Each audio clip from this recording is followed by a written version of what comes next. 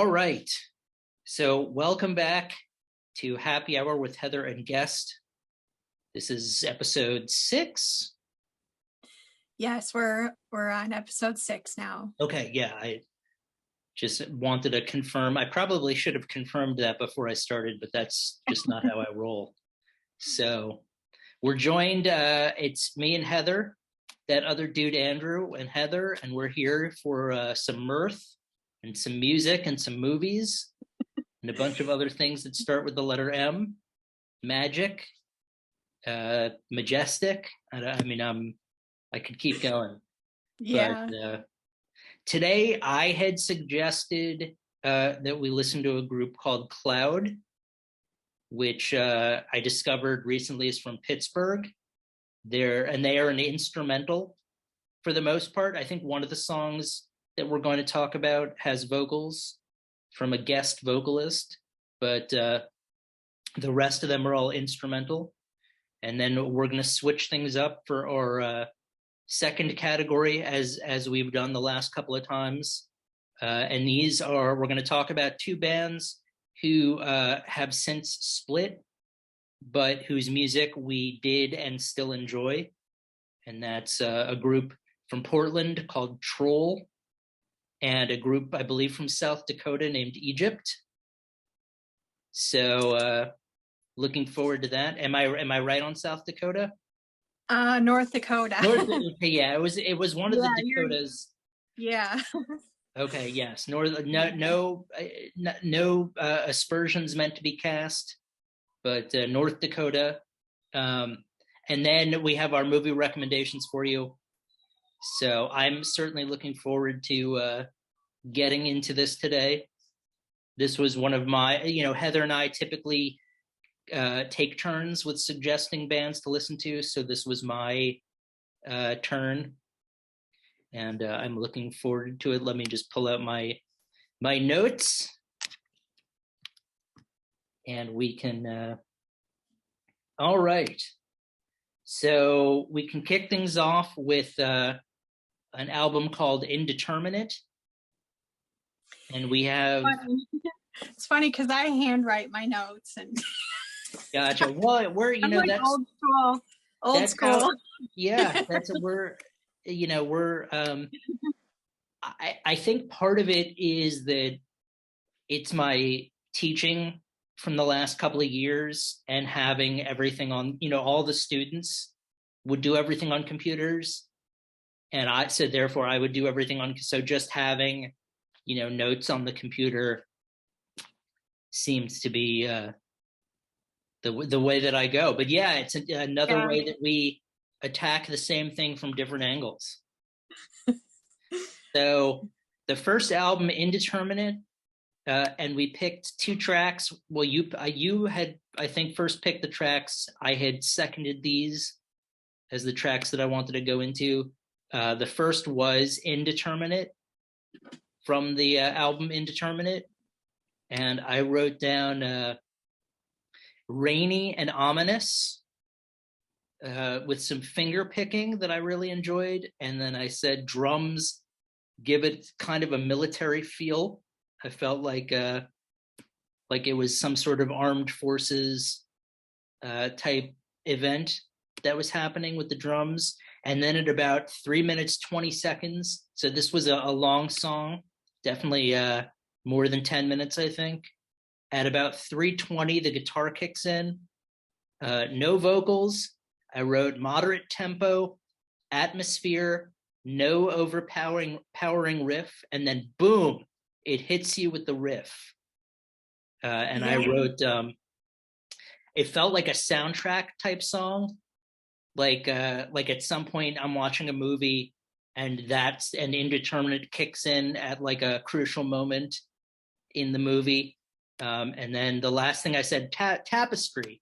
That was a word that came into mind, like they were weaving a sonic tapestry. So that's my thought for Indeterminate. I like how the song builds. It slowly builds, and it's a great doom song that they keep interesting by using sound effects and different tempo changes.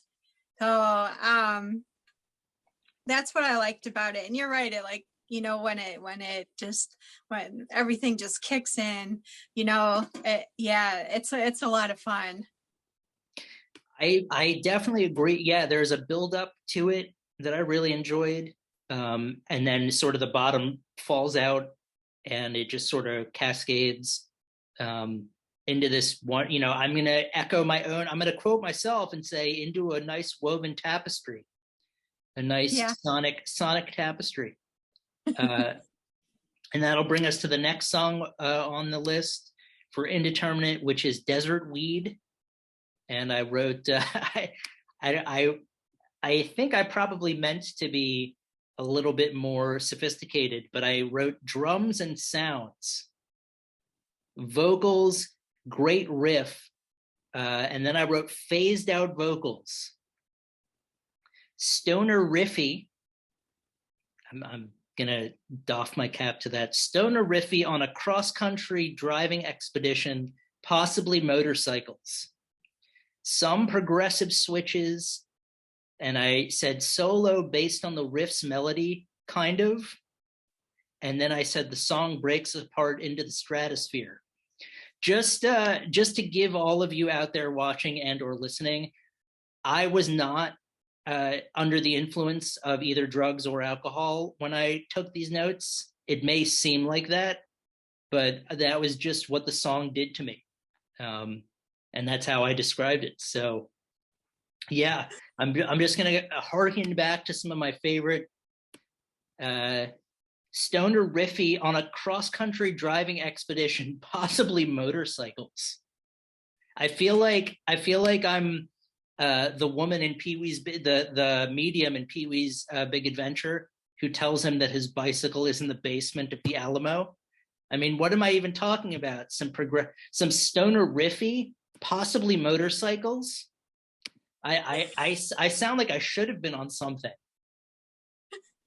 Well, I think that kind of goes along with Cloud and and you know what this band, you know, represents. The song this song has vocals, which surprised me because I thought this was an instrumental band. So when I heard the song had vocals, I was like, wow. So I was really surprised by that. And I really like the vocals. And you know that Christopher Walken meme, you know, where it says more cowbell? Sure. Yeah.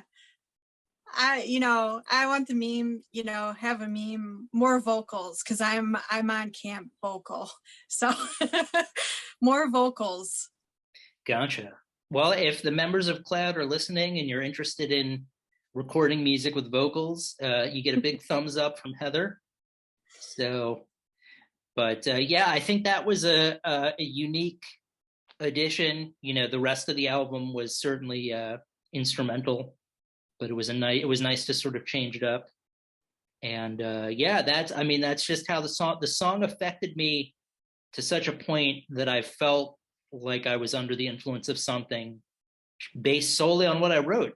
So, but so far, first album, I'm glad you're enjoying it.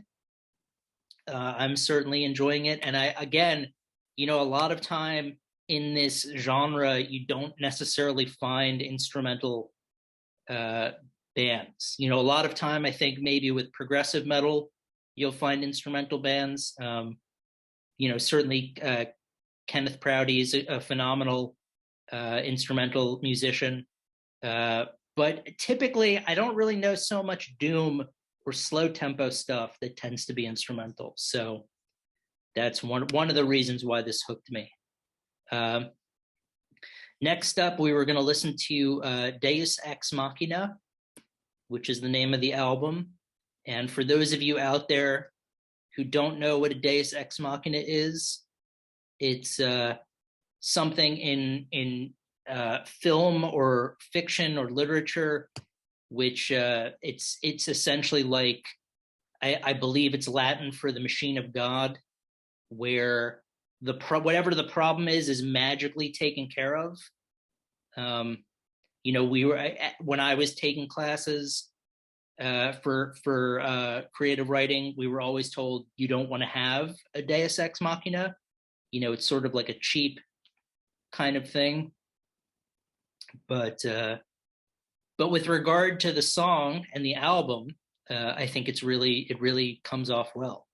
In fact, I had picked Deus Ex Machina as the first song we would discuss, and I wrote that it returns more to their distorted sound, unique to them. There's sort of a cloud sound that I'd be able to pick out of a lineup. Like if you played a couple of songs from me, I'd be able to say, oh yeah, no, that's a cloud jam based on the sound and the tone.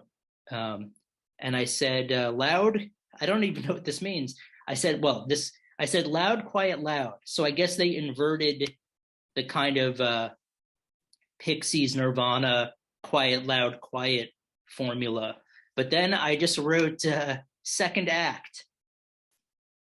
I have no idea what that means. I should give myself more context next time. But yeah, so that's loud, quiet, loud, quiet, loud. I enjoyed how it went back to their sort of unique sound and tone, and those are my 2 cents.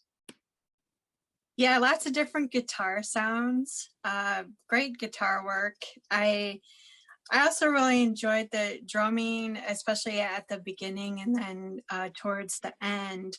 I kind of looked at what they wrote on their Bandcamp, about. They kind of gave a little bit of a description of each song, and they said the drums sound tribal, and they describe it as tribal, and especially you can definitely hear that at the beginning of the song and then again at the end of the song, and I really like that. Cool. Yeah, there's a lot. I feel like with a lot of these albums, it's going to require going back, and sort of finding the nuances that maybe I hadn't been paying attention to so much before. Like I don't think I was necessarily as focused on the tribal drumming, but now that you've mentioned it, I'd like to go back and be more focused on that. So next up, we had Our Darkest Hour. I have written wind and bass. So I guess that's how the track begins, with wind and bass. I wrote, guitar comes in like a savior, like pulling the sword from the stone. And then I quoted He-Man and the Masters of the Universe, I have the power. So I guess that was the impression that I got sonically of the song, is it was similar to Prince Adam becoming He-Man from when I used to watch Masters of the Universe. And then I said, then it switches up again like a boogie woogie. So, wow, you definitely have the phrases down today. I mean, I feel like, yeah, that as I was making these notes, I think at one point I looked back and I said, oh my goodness, we're gonna have a field day with some of these phrases. Yeah. So, yeah, I have, like, pulling the sword from the stone, I have the power, then it switches up again like a boogie woogie. Like a boogie woogie. One of those I don't know what they're actually called. Maybe it is a boogie woogie, like a boogie guitar type, riff. Like a country style boogie, you know what I'm talking about, at least, right? even though I can't articulate it well. You do know. I just want to let everyone know that we have no formal music training. No, I think I'm pretty sure they've picked up on that already. But I'm glad you're confirming. Yeah. Yeah, we have no formal music training at all. This just comes from, us listening as fans, and what we hear when we listen to these songs. our Darkest Hour, it opens with it opens with like a swirling wind, sound, and the song is more atmospheric, which I really like. It gets heavy and then it goes back to being more melodic, and it kind of goes, so like the loud, quiet, loud thing, what you're talking about, so I like that it was more atmospheric and it kind of goes towards the end too, more melodic. I thought that was nice. I was listening to you, but as I was doing that, I was also looking up Boogie Woogie, which is actually a thing. So I don't necessarily feel vindicated, but I feel a little bit more expert is too strong of a word, but Boogie Woogie is a genre of blues that became popular during the late 1920s, developed in African American communities in the 1870s. It was eventually extended from piano to piano duo, trio, guitar, big band. While standard blues traditionally expresses a variety of emotions, Boogie Woogie is mainly associated with dancing. So that I guess I must have picked that up from somewhere. And okay. I wish I could have presented it better, but regardless, I enjoyed the song. I've enjoyed all these songs, and that was our Darkest Hour. And then we're going to finish with as the dust is it as dust settles? As the dust settles. As the dust settles. Okay. So I wrote reminiscent of the cloud sound, crunchy. That was sort of the feeling of the the distorted cloud sound I got was crunchy. Like that's what the distortion sounded like to me. So that's what I think of. So crunchy. And then I wrote tells a whole story without lyrics. So again, we're talking sonic tapestry here. Yeah. I'm gonna talk to my friend in the patent office and see if that phrase has been patented, sonic tapestry. And then breakdown with a little surreal psychedelics. So again, I feel like there's the cloud sound, but then they usually do a little bit extra. So this time they kind of went into the psychedelic surreality. Is that a word, surreality? Did I just invent a word? Why not? You're on fire today. I mean, this is rare. This is rare form even for me. I really like the groove of this song. I'm really impressed how they make their songs, unique, and they keep them interesting, with especially with the guitar, there's a lot of different guitar sounds and sounds I didn't even know you really could make with a guitar, but it keeps everything interesting. And that's really hard to do with instrumental music, to keep it interesting. But I'm really impressed with how they did that.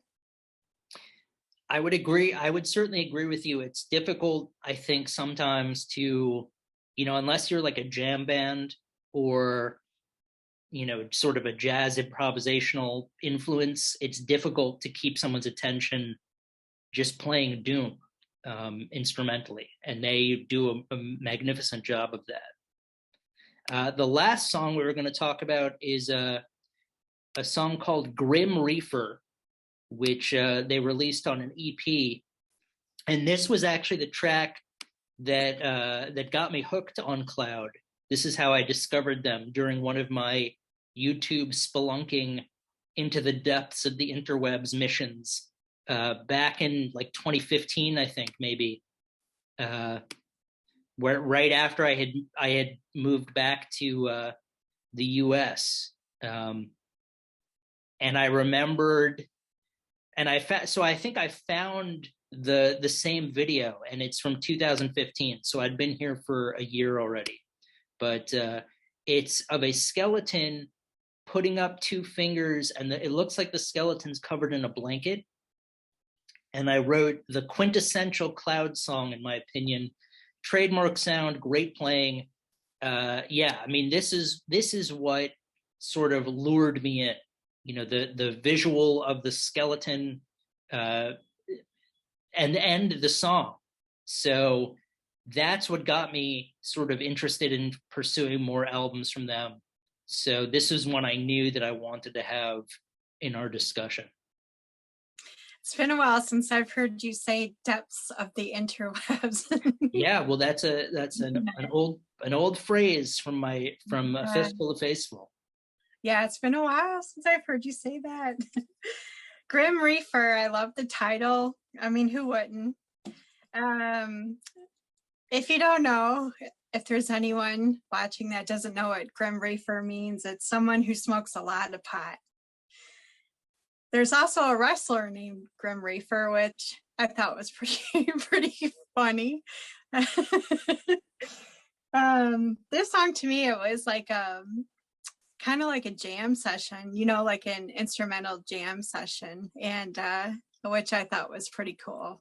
And it just, like you said, it definitely gets you more interested in what they do and how they present their music.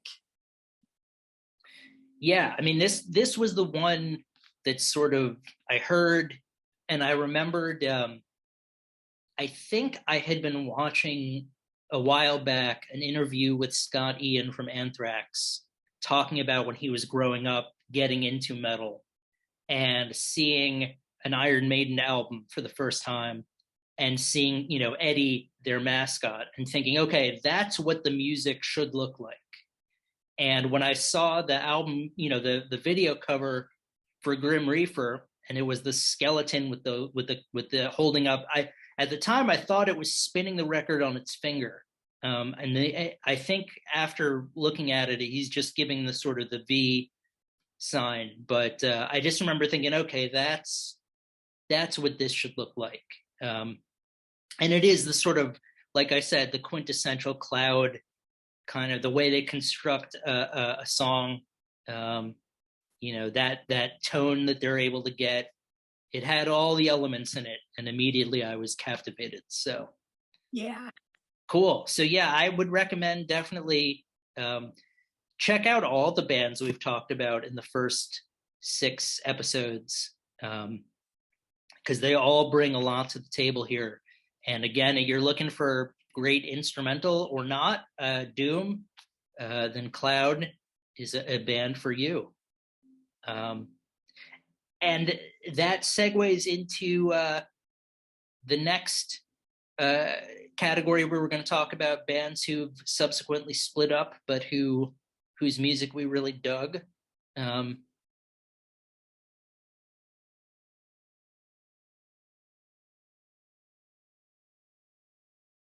actually, I have a history with both Egypt and Troll.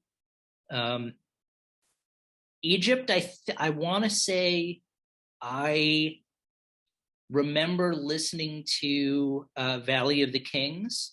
That was really the only song of theirs I was familiar with back when I was in Macau.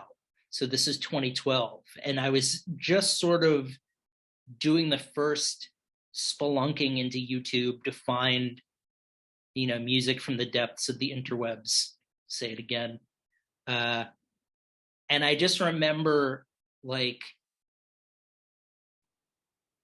just really being enamored with that song, listening to it on repeat a bunch of times, just how powerful it was without clobbering you over the head.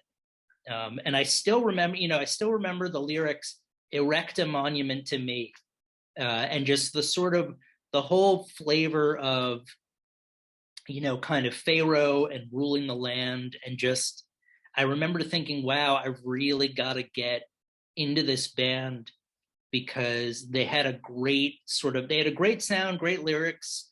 But I remember thinking, this is so controlled and so awesome. And just that word just stuck in my head. Like, this is awesome. Like, literally awesome.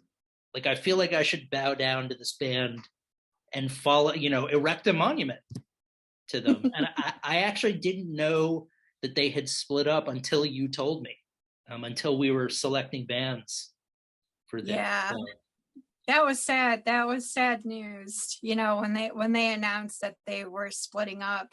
I know this band is beloved worldwide. That, you know, there's a band out of Australia that talked about Egypt being their favorite band. I know they're beloved, and you know they're like one of the underground bands that is pretty much well known, pretty much across the board, well known by everyone, and it's because of, you know, the music that they put out and how good it is. They have like a bluesy desert stoner doom sound, if that makes sense. sure. And it's, what I liked about it is it's just so unique. I mean, their sound is so unique. They did two of the band members, the guitarist Neil and the drummer Chad, they did form another project called El Supremo, and that's an instrumental. You know, they play instrumental. It's an instrumental band. But if you're looking to pick up any Egypt records, and that's where I found there's the singer, I believe, is on eBay, and he has sold some of their records. I know he's got some of their CDs for sale. So, and he's got them really reasonably priced too. So if anyone's looking for any Egypt music, he's on there selling it. So you definitely can buy it directly from him, which is really cool. So, yeah, that, I don't know. It's been, I have Cracks and Lines, which was their last full length album that they put out. And that album is really phenomenal. So I definitely recommend getting that one. Yeah, I will have to go back and sort of revisit them now that we've talked about it, and that they've you know, I don't think either of us know sort of the circumstances beyond either of these bands breaking up, but just that they put out good music. You know, I was a big fan of that of Valley of the Kings. Certainly, I'm not as familiar with the rest of their catalog, but I will have to go back and definitely check it out. And then Troll, I discovered from Portland, just another depths of the interwebs spelunking mission. Probably 2016, I want to say. 2017, probably sometime. I don't remember, but I think at the time they had just put out the one album, the self-titled album, and I remember liking that a lot because I felt like it was a throwback to some of the earlier Doom bands that I really enjoyed, like Witchfinder General. And I remember thinking, okay, here's a contemporary band that can sort of take the torch. And then I read that they had split with their lead singer and were auditioning new lead singers. So I emailed them to suggest that I could. Now, I am not, I mean, if you think that my knowledge of music terms is lacking, I mean, I can probably hold a tune, but I'm not a lead singer by any stretch. But I thought, why not toss my hat in the ring? And at the time, I was sort of on the outs with my teaching position. And I thought, you know what, let's just quit, audition. I told the guys in the band that I wouldn't be able to fly out there until the summer because that's when that's when the school year ended. And then I, of course, had the brain aneurysm about that time anyway. So all of this would have been for naught. But I think they actually reunited with their original singer and released their sophomore album called Legend Master, which is another phenomenal album. So it all worked out for the best. And then I think either last year or 2 years ago, they called it quits for good. I think the lead singer has gone on to form a new band called Purification, which is still in Portland, and they're putting out new stuff. And it's reminiscent of the same kind of throwback doom. So if you're looking, again for newer music from them, like El Supremo with from Egypt, you can check out Purification. But I would recommend listening to the first two Troll albums. I think you can find them on YouTube. They're great throwback doom records. And that's I my think story. that yeah, I like that story. I give you a lot of credit for for emailing them and offering to come out and audition. And that's pretty cool. Yeah, I wish I had the guts to do to do something like that. Yeah, I mean, it's one of those things where I think it obviously it became a fun story to be able to tell one day on a show like this.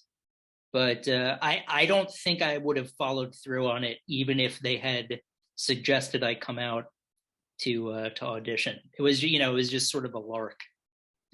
But yeah, no, it all worked out. Everything worked out for the best. And then finally, the last segment on our show, we make movie recommendations.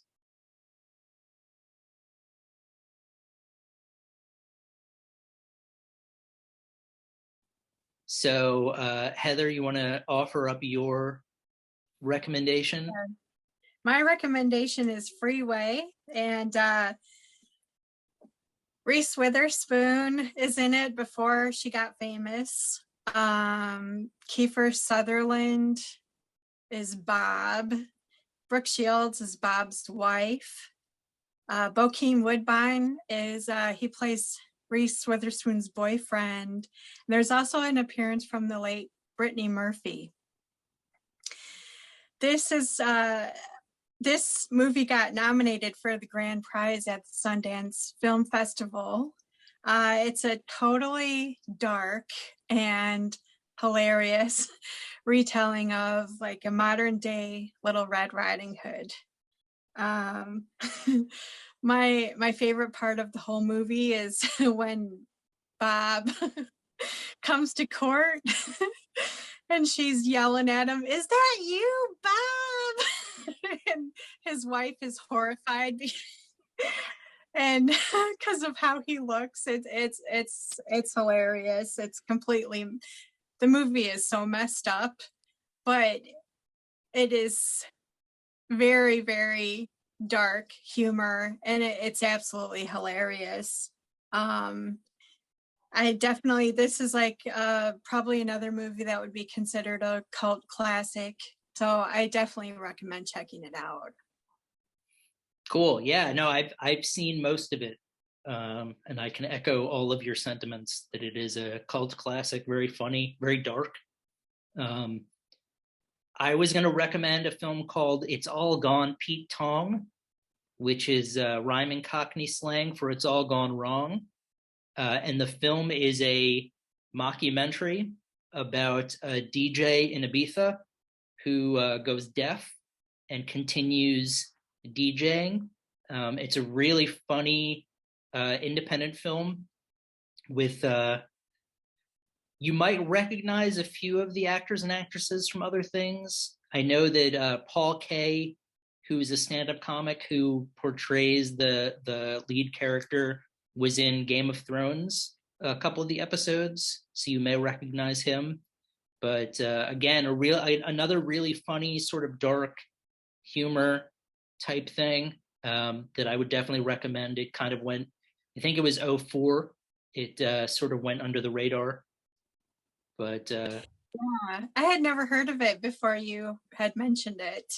And yeah, but Pete Tong and Freeway, two movies that are definitely worth your time watching.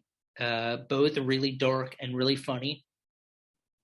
And I would say Egypt and Troll are two bands you should check out, as well as Cloud. So it's been a day of articulating great things for you to check out. And of course, to echo what Heather had said before, neither of us have a background in, if you haven't picked up on that, we're just two fans of the music and the movies, and we wanted to bring them to your attention. Yeah, we're not professionals. We just do this for fun. Absolutely. And as always, Heather, it has been a ton of fun to go down the depths of the interwebs in another spelunking mission. So Yeah. Thank you, and I'm looking forward to episode number 7. Me too. Thank you. You got it.